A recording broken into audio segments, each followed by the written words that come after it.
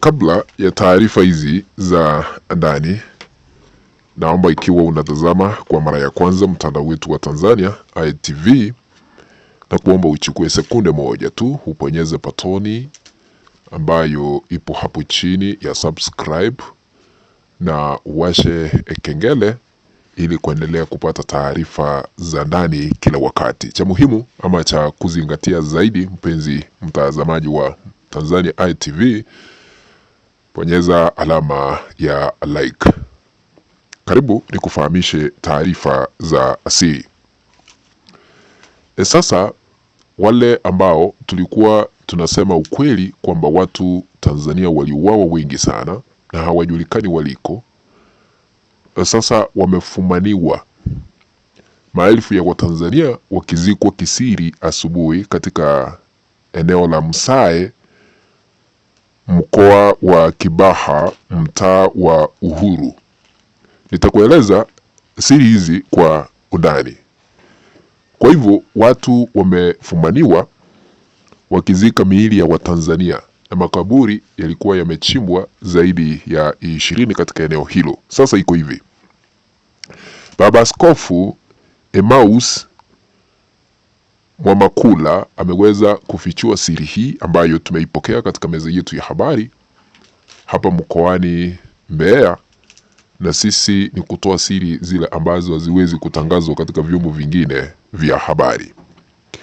Kulingana na yeye, ametuharifu ya kwamba miili mingi iliyoharibika iliweza kufikishwa eneo la Msae, mkoa wa Kibaha, mtaa wa Uhuru, kuzikwa asubuhi na mapema. Tarehe 22 mwezi huu kulikuwa na pikipiki ya magurudumu matatu iliyobeba viroba vyeusi vingi sana kama uchafu, lakini vilikuwa na harufu mbaya tena zaidi wakati ilipopita katika eneo hilo. Wakati pikipiki hiyo ya magurudumu matatu ilipofuatiliwa, wakati ilisimama katika eneo la Msae, kile ambacho kilitendeka, palikuwa na makaburi 20 ambayo yalikuwa yamechimbwa na wachimbaji wale walikuwa pale, na gari ya Suzuki ilikuwa pale imesimama. Lakini hii pikipiki ya magurudumu matatu iliyobeba viroba vyeusi vingi vikatolewa. Halafu wale watu wakaanza kuzika ile miili kwa makaburi 20. Sasa kuna swali ambalo tunajiuliza, mbona walikuwa wanazika asubuhi na mapema? Na miili hii ya watu ilitoka wapi? Kwa nini inazikwa asubuhi? Kwa nini shughuli hii ilikuwa inaharakishwa? Kwa nini chief hakuwa pale? Kwa nini mzee wa mtaa hakuwa pale?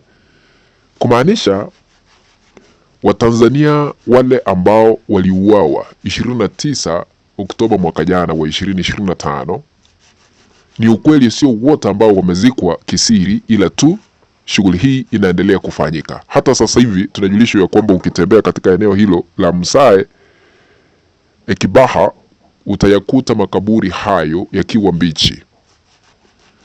Kumaanisha vile mahakama ya kimataifa ya uhalifu ICC ilipotangaza kutoa katika taifa letu la Tanzania kuanzisha uchunguzi, kuna harakati, shughuli za hapa na pale kuhakikisha kwamba miili ambayo haikuzikwa iweze kuzikwa ili kuondoa ushahidi. Hii ni thibitisho kwamba hata tume ile ambayo iliweza kuchaguliwa na rais kuchunguza maafa huenda isitoe habari halisi kwa kile ambacho tumeanza kukishuhudia. Walikabidhiwa siku 90 kufanya uchunguzi, kukusanya ushahidi wa kutosha. Siku hizo ziliweza kukamilika, lakini tukaona tume hiyo ikiitisha kuongezewa muda wa siku 45, kumaanisha kuna kitu fulani ambacho kinastahili kufichwa na hakijawezekana kufikia sasa, kwa sababu tume ile ya Jaji Chande iliweza kuteuliwa na Rais Samia Suluhu Hassan, na ile commission is not for inquiry, ile ni presidential commission, kumaanisha haiwezi kumdhulumu ama kumkosesha heshima Rais Samia Suluhu Hassan, kwa sababu yeye ndiye aliweza kuichagua. Hii ni thibitisho kwamba watu ni wengi ambao waliweza kuaga.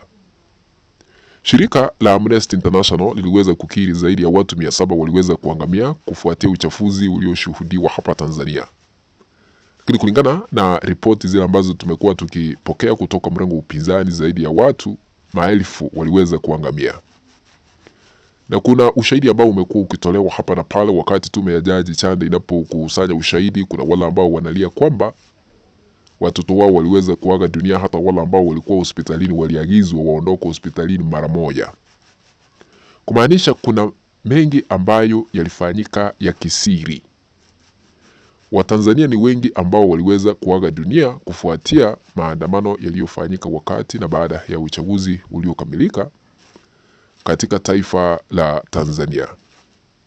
Imefika wakati haki inastahili kutendeka. Imefika wakati uwajibikaji unastahili kupewa kibao mbele. Imefika wakati demokrasia inastahili kuzingatiwa kabla ya maridhiano ambayo yamekuwa yakiitishwa na Rais Samia Suluhu Hassan. Wengi wamekuwa wakipinga mambo ya maridhiano, huku mrengo upinzani ukiuliza maridhiano ya nini? Lazima tujue chanzo, na wale ambao waliweza kuaga dunia hatima yao ni ipi kufuatia uchafuzi ulioshuhudiwa hapa Tanzania. Samia Suluhu Hassan alikuwa kiongozi ambaye anawania kiti cha urais maarufu katika debe, huku akiwazuia wengine kuwania kiti hicho, akiwa mpira wa ACT Wazalendo na Tundu Lissu ambaye ni mwenyekiti wa kitaifa Chadema Tanzania. Sasa haya yote ambayo Samia Suluhu Hassan aliweza kuyafanya ndio yaliweza kusababisha wengi kuaga dunia. Na sasa mbona watu wanazikwa asubuhi na mapema, hata kama miili hii ilikuwa imekuwa na harufu mbaya katika maybe chumba cha kuhifadhi maiti? Kuna mpango maalum unastahili kufuatwa. Mbona shughuli hii ikatekelezwa hivyo? Na hii ni ishara na thibitisho kwamba waliokuwa wanazikwa asubuhi hivyo siku ya Jumapili ni watu ambao waliweza kuangamia kufuatia maandamano yaliyoshuhudiwa katika taifa la Tanzania. Samia mwenyewe aliweza kudhibitisha wakati alikuwa anazungumzia wazee wa Dar es Salaam mwishoni mwa Disemba mwaka jana. Akasema ya kwamba vyombo vya dola viliweza kutumia nguvu zaidi kwa sababu watu walikuwa na nia ya kupindua serikali yake, kumaanisha ni thibitisho kwamba waliuawa kupitia vyombo vya dola.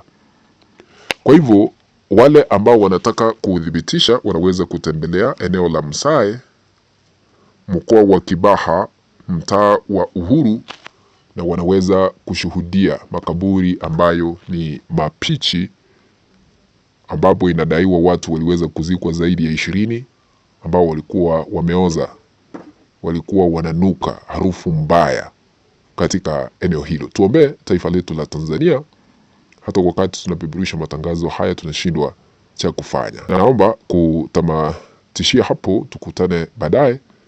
Na ikiwa hauja subscribe, chukua sekunde moja ya mwisho ukaweze kusubscribe. Washa kengele. Kwaheri, bye bye.